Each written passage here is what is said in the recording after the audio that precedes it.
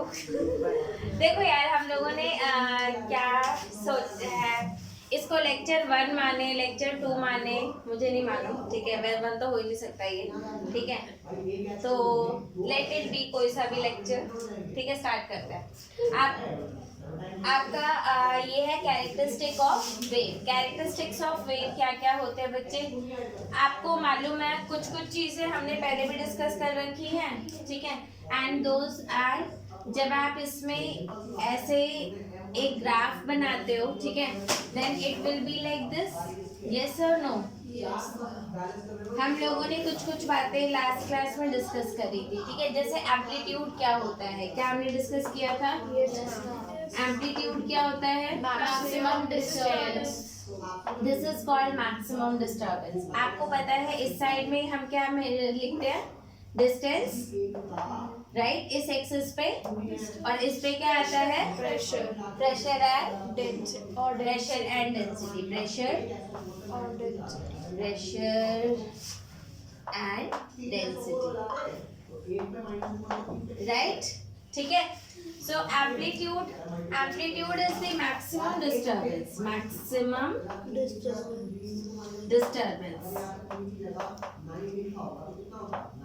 right, ठीक है।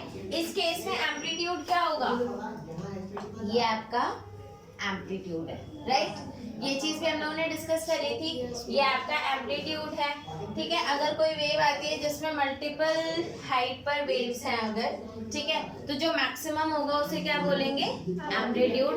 And there can be only one amplitude for a single wave. एक ही वेव के लिए मल्टीपल एम्पलीट्यूड्स पॉसिबल नहीं है और ना ही होते हैं। ये बात क्लियर है? पक्का? मैम अगर इक्वल वेव्स हो, अगर इक्वल वेव्स हो तो भी तो एक ही होगा ना। 5 = 5 ही तो होता है, ठीक है। तो इन दैट केस, अब जैसे मान लो आप बोलो इसका भी हाइट सेम है, इसका भी हाइट सेम है, इसका भी हाइट सेम है, तो वो 5 5 5, तो एम्पलीट्यूड तो एक ही नंबर होगा ना। Can amplitude for a wave भी 5 भी है, 3 भी है, 5 भी है, 3 भी है, पॉसिबल है एक ही वेव के लिए? डिस्टेंस बढ़ाने के बाद अबे नालायक, कैसे होगा?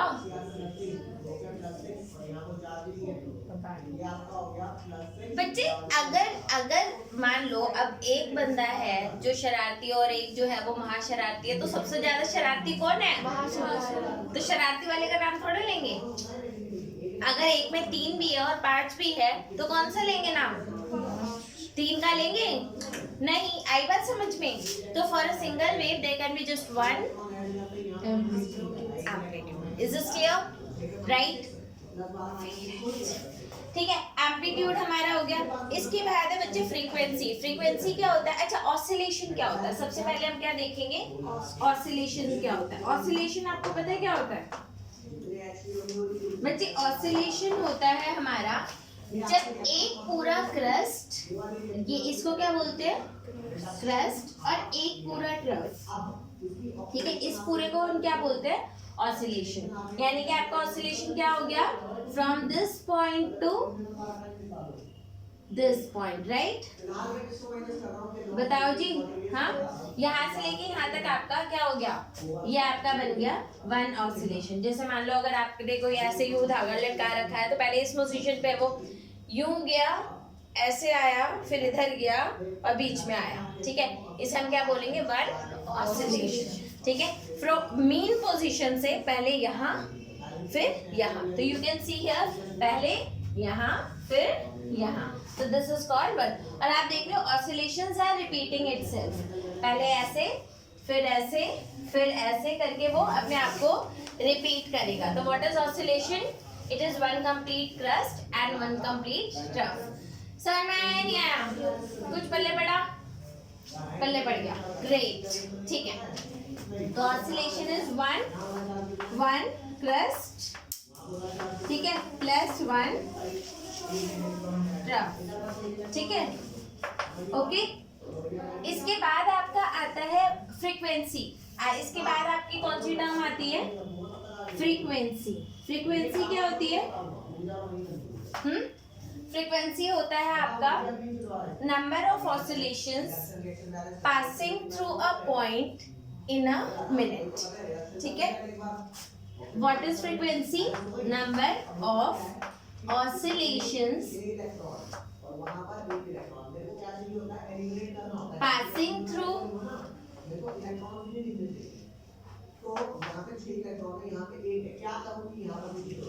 a point in a minute या second? In a second. In a second. In a second.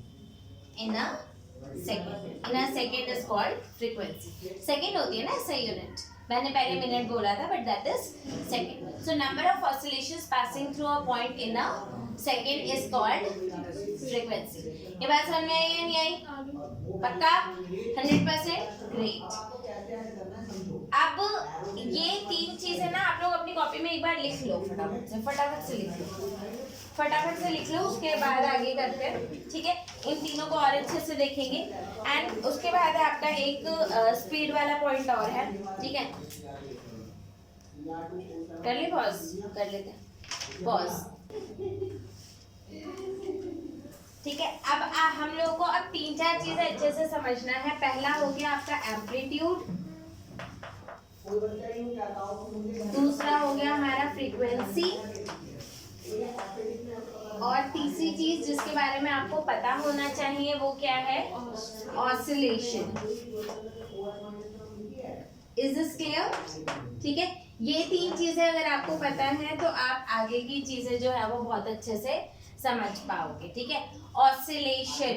Okay. And एक होता है टाइम पीरियड. ठीक है. एक क्या होता है? Time period. टाइम पीरियड क्या होता है बच्चे? Time taken by wave to complete one oscillation. एक ऑसिलेशन को पूरा करने में उसे जितना भी समय लगता है उसे क्या बोलते हैं? Time period. ठीक है. So time, it is time taken by wave to complete one oscillation. One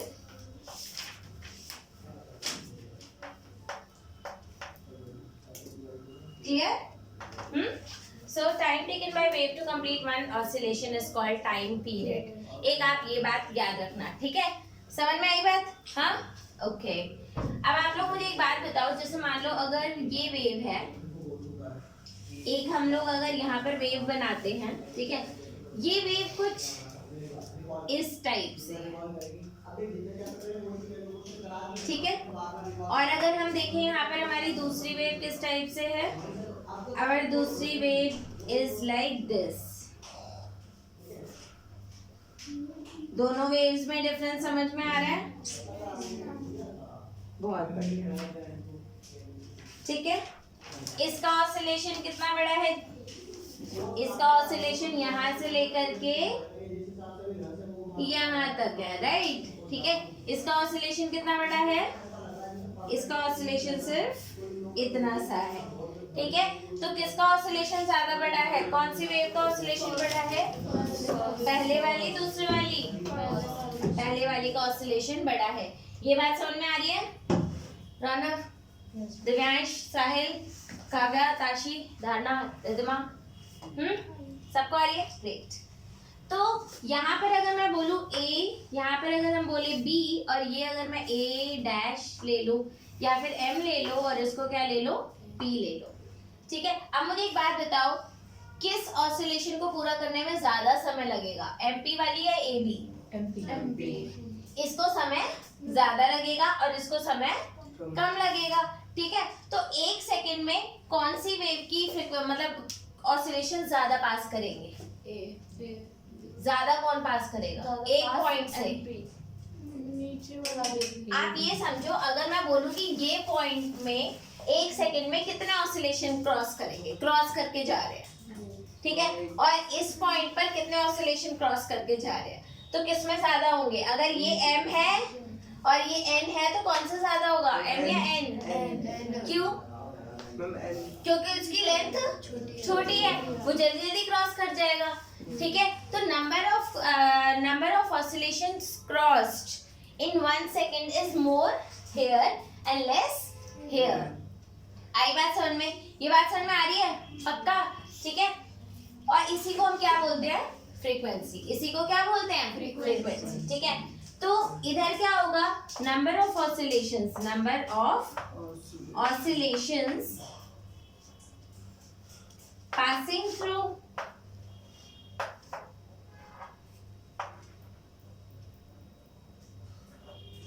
a point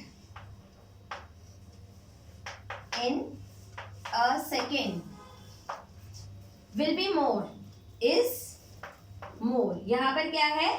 यहाँ पर more है, ठीक है, ओके। और यहाँ पर क्या है? लेस है। तो फ्रीक्वेंसी किसकी ज्यादा होगी? इसकी फ्रीक्वेंसी ज्यादा है, इसकी फ्रीक्वेंसी कम है। क्लियर है? ये बात समझ में आई या नहीं आई? ठीक है। तो ये क्या है? हाई फ्रीक्वेंसी और ये क्या है? Low frequency. और ऐसा क्यों है? कुछ गलत लिख दिया?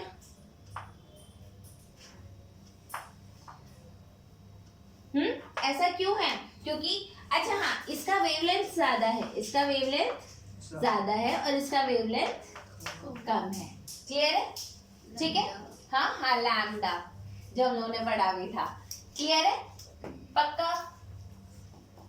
इसको रब कर दो, कर दो, मर्जी आपकी है। एक बार पॉज कर लेते हैं, ठीक है। चलो, now we are ready with our notebook, ठीक है, एंड टूटी हुई चौक।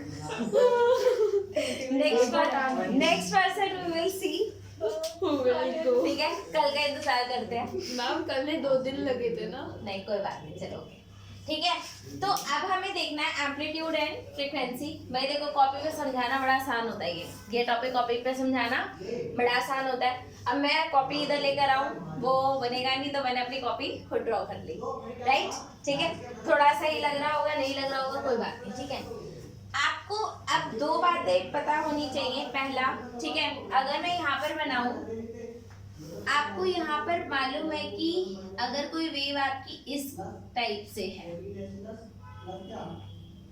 ठीक है, तो किसकी फ्रीक्वेंसी ज्यादा है? ये आपकी ए वेव है और ये आपकी बी वेव है,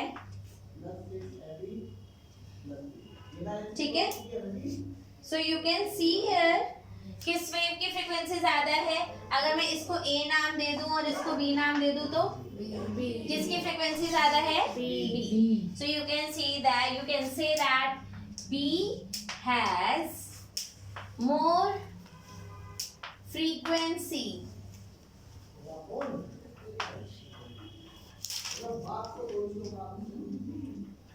right? फ्रीक्वेंसी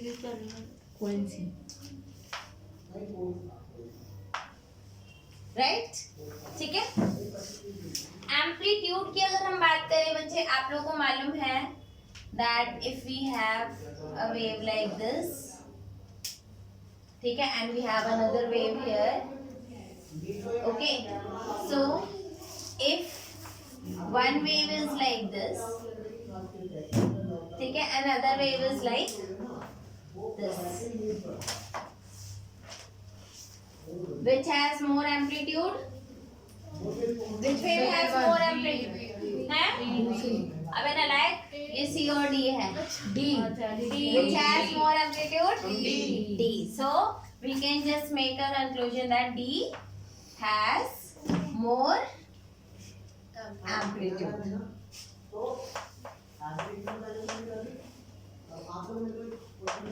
ठीक है, ओके। अब अगर मुझे एक वेव बनानी हो, ठीक है, 2 वेव ऐसी वेव्स बनानी हो जिनका एम्पलीट्यूड सेम हो बट फ्रीक्वेंसी अलग हो, ठीक है, तो मैं आपको बोल सकती हूँ ड्रॉ अ वेव, ठीक है, draw a wave having same amplitude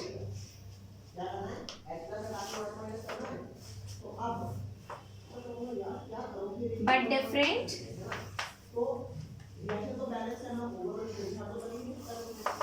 frequency, amplitude same है लेकिन फ्रीक्वेंसी अलग अलग है, different frequency.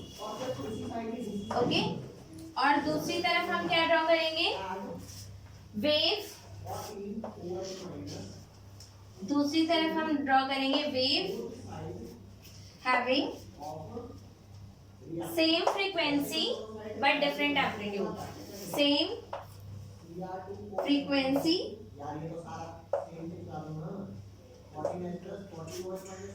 but different amplitude,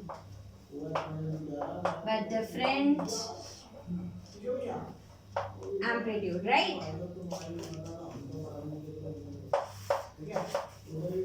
clear, ठीक है।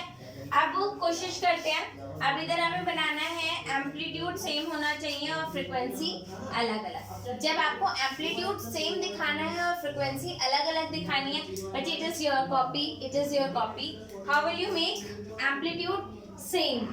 तो आप इसको ऐसे, आपने एक वेव के लिए स्पेस इधर बना लिया, एक वेव के लिए स्पेस इधर बना लिया, this is your base ready, right? Amplitude क्योंकि सेम दिखाना है तो आप इसका डेफिनेटली कैसे दिखाओगे, कुछ इस टाइप से, राइट? आपने 1 यूनिट, मतलब आप अपनी कॉपी की एक लाइन को क्या मानोगे, 1 यूनिट, सो यू कैन से इसका एम्पलीट्यूड कितना है, 1 यूनिट, ठीक है। हालांकि ऐसे दिखाने की जरूरत नहीं होती, बट आप अपनी कॉपी को जब यूटिलाइज कर रहे हो तो you have to utilize in that manner that you are taking that distance as a 1 unit and 1 amplitude, ठीक है। एम्पलीट्यूड सेम रखना है, फ्रीक्वेंसी अलग करनी है।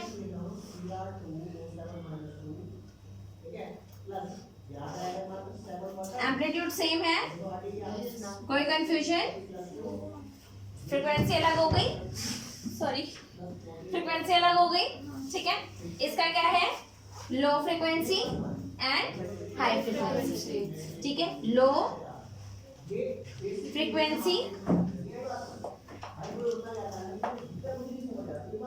और ये क्या हो गया, हाई फ्रीक्वेंसी, अब आपको बता दूं, फ्रीक्वेंसी जो होती है वो साउंड की पिच डिटरमाइन करती है। फ्रीक्वेंसी क्या डिटरमाइन करती है, पिच। तो आप इसको लो पिच और इसको हाई पिच भी बोल सकते हो। तो low frequency and high frequency, या फिर हम इसको पिच भी बोल सकते हैं, क्योंकि ये किसको डिटरमाइन करता है, पिच को डिटरमाइन करता है, राइट? भाई यार ये बात बताओ, समझ में आई या नहीं आई? एंड यू कैन सी कैसे रिप्रेजेंट किया है, एंड वहां पर आप अपनी कॉपी का पूरा यूज कर सकते हो कि किस तरीके से आपको रिप्रेजेंट करना है। इधर लेबल कर देना डिस्टेंस, इधर लेबल कर देना प्रेशर और डेंसिटी, ठीक है। इधर क्या करना है, सेम फ्रीक्वेंसी रखनी है और एम्पलीट्यूड अलग अलग। तो इसके लिए आप क्या करेंगे, इसके लिए मैं प्रेफर करती हूँ कि एम्पलीट्यूड अलग अलग रखना है। मैं कोशिश करती हूँ कि ऐसे बनाया जाए, मतलब एक हम नीचे लाइन और ड्रॉ कर सकते हैं, लेट्स बी लाइक दिस, ठीक है। सो इट विल बी, मैं इन्हें ऊपर नीचे बनाना पसंद करती हूँ, ठीक है, टू शो दैट इनकी फ्रीक्वेंसी सेम है। आपको इधर दिख रहा है, ठीक है। अब आपको बस ये ध्यान रखना है कि जितना स्पेस आपने इधर लिया है उतना ही स्पेस आपको इधर भी लेना है। और ये आपकी वेव कैसी हो जाएगी, और फ्रीक्वेंसी को सेम रखने के लिए आपको करना क्या है, उसका वेवलेंथ सेम रखना है। यू कैन सी वेवलेंथ इधर भी उतना ही है और इधर भी मैंने लाइन ड्रॉ करके चेक कर लिया ना कि सेम वेवलेंथ है, ठीक है। सेकेंड आप और ड्रॉ कर सकते हो उसको इस तरीके से, और नेक्स्ट आपने फिर से नीचे ऐसे ले लिया इसको, and now you can draw it like this, मतलब जस्ट इमेजिन लाइक दिस, ठीक है। तो हियर यू कैन से एम्पलीट्यूड अलग है या नहीं है, एम्पलीट्यूड अलग है। क्यों, इसका एम्पलीट्यूड मैंने 1 यूनिट रखा है और इसका एम्पलीट्यूड 2 यूनिट रखा है, ठीक है। बच्चे ये ऐसा कोई ट्रिक नहीं है कि भाई ये करना है वो करना है, ठीक है, ऐसे ही करना है नहीं तो गलत हो जाएगा। ये है कि देखते के साथ ही आपको क्लियरिटी आ रही है कि एम्पलीट्यूड दोनों का सेम है, फ्रीक्वेंसी इसकी कम है इसकी ज्यादा, और फ्रीक्वेंसी क्या डिटरमाइन करती है, पिच डिटरमाइन करती है। तो इसकी पिच क्या है, ज्यादा, इसकी पिच क्या है, कम। इधर क्या है, आपको दिख रहा है, इधर फ्रीक्वेंसी सेम है, फ्रीक्वेंसी सेम है और एम्पलीट्यूड अलग अलग है।